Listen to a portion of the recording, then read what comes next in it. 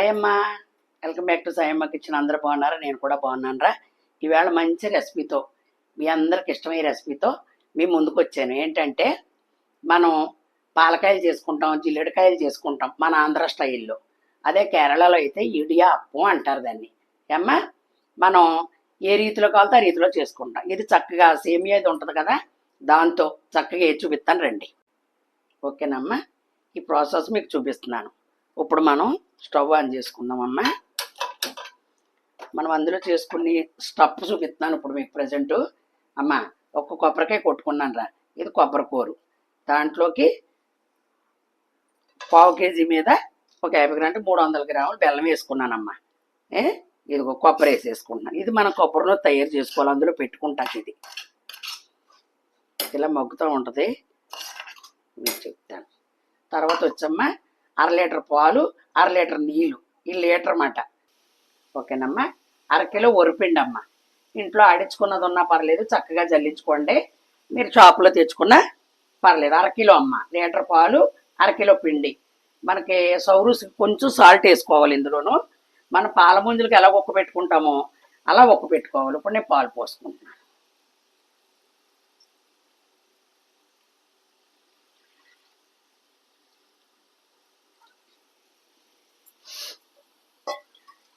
Litre పోసేసుకున్నానమ్మా.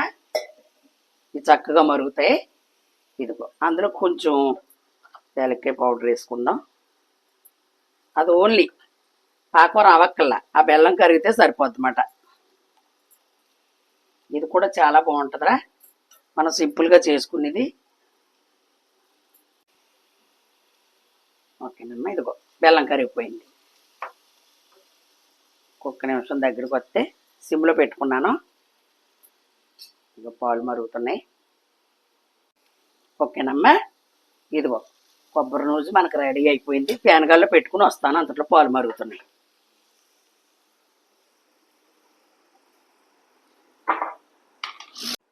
బాగా పొంగిపోకులు. మీకు పాలు ఇష్టం లేకపోతే అమ్మ వాటర్లో కూడా పెట్టుకోవచ్చు. అయితే ఇది చాలా రుచి ఉంటుందిరా పాలతో. ఎందుకంటే మన పాల తాలికలకి ఎలా చేసుకుంటాం, పాల ముంజలకి ఎలా పెట్టుకుంటాం అలా మాట ఇది. ఓకేనమ్మా, ఉండలు రాకుండా కలుపుకోండి.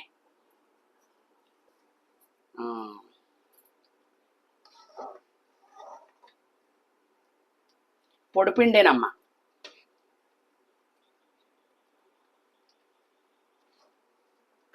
ఇది చాలా రుచి అవుతుంది. కొద్దిగా సాల్ట్ వేసుకుందామమ్మా, తోపుకి రుచి రావడానికి వేసుకుంటే బాగుంటుంది అన్నమాట. పాల్లో ఎక్కడ మిరిగిపోతే మనం పిండి వేసుకున్నాక సాల్ట్ వేసుకోవాలి.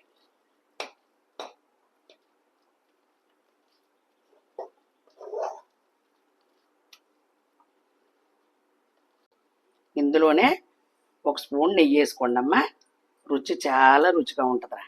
అంతే.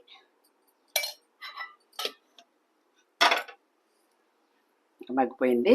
పళ్ళెంలో తీసుకుని నేను ఎలా తయారు చేస్తానో చూద్దరిగాను. ఓకేనమ్మా,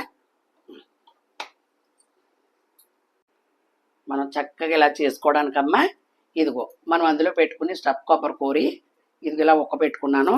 కొంచెం నెయ్యి తేలి బాగుంకోండి ఇందులోకి. దీంట్లోకి నెయ్యే బాగుంటుంది, నూనె అయితే నూనె అవసరం వస్తుంది. కొంచెం ఇలాగా అంటుకోకుండా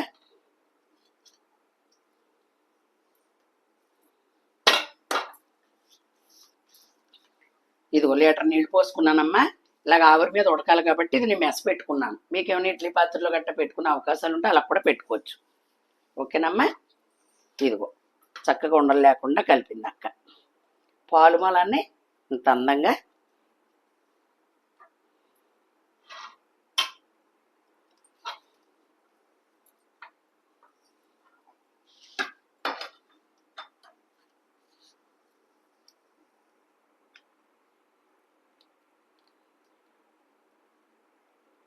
చూసారా, ఎంత చక్కగాను.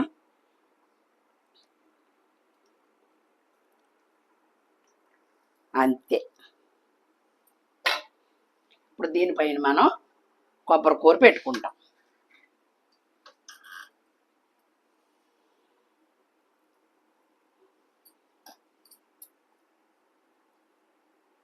అంతే సరిపోద్దాం. ఇలాగా 1 స్పూన్ లెక్క.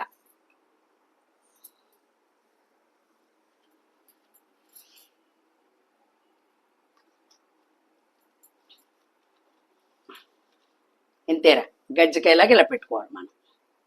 ఇలాగ 2-3 పెట్టుకోవచ్చు. ఒక్కొక్క వాయి వచ్చేలాగే పెట్టుకోండి అమ్మా.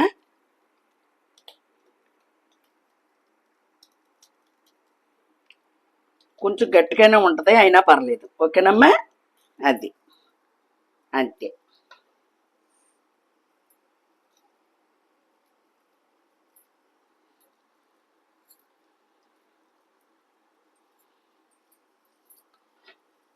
ఓకేనమ్మా, ఇదిగో ఇలాగా మన గజ్జికాయ పేటకి ఎలా పెట్టుకుంటామో అంతే.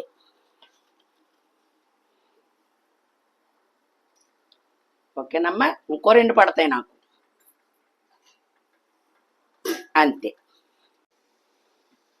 ఒక్క 10 నిమిషాలు చాలమ్మా, అంతే అయిపోయింది. నేను కట్టేస్తున్నా. వాయికి 3 వేసుకున్నాను నేను. కొంచెం వాయి చల్లారిన తర్వాత ఓ పళ్ళులోకి తీసుకోండి అమ్మ, కాలుతాయి కదా.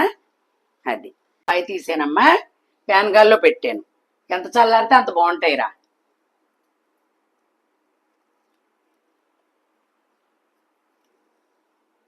పెట్టుకోండి అమ్మ, కరెక్ట్గా సరిపోతుంది వెళ్తే. ఓకేనమ్మా, ఇలాగా మనం ఎన్ని చేసుకున్నా చక్కగా. ఒకవేళ అరిటాకు లేదనుకో, పనసాకులు ఉంటాయి చాలా మందికి అమ్మా, పనసాకులో చేసుకోవచ్చు. తర్వాత టేకాకులో చేసుకోవచ్చు. బుడ్డ మేడాకు అని ఉంటుంది, అది కూడా చేసుకోవచ్చు, మేడాకు మాట. ఓకేనమ్మా, అంటే మనం దొరకని చోట సుమా చెప్తున్నాను. ఓకేనమ్మా, ఇది ఇలా చేసాను రా.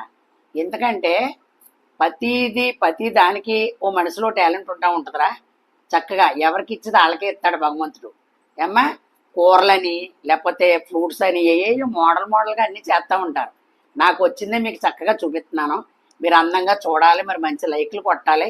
ఏమ్మా, మీకు ఏ రెసిపీ అయినా నాకు ఇది రాదు అంటానికి లేదు. నేను ఇలా ఒక్కసారి చూసాను అనుకో మైండ్లోకి అలా పట్టేస్తాను. భగవంతుడు అది ఇచ్చాడు నాకు.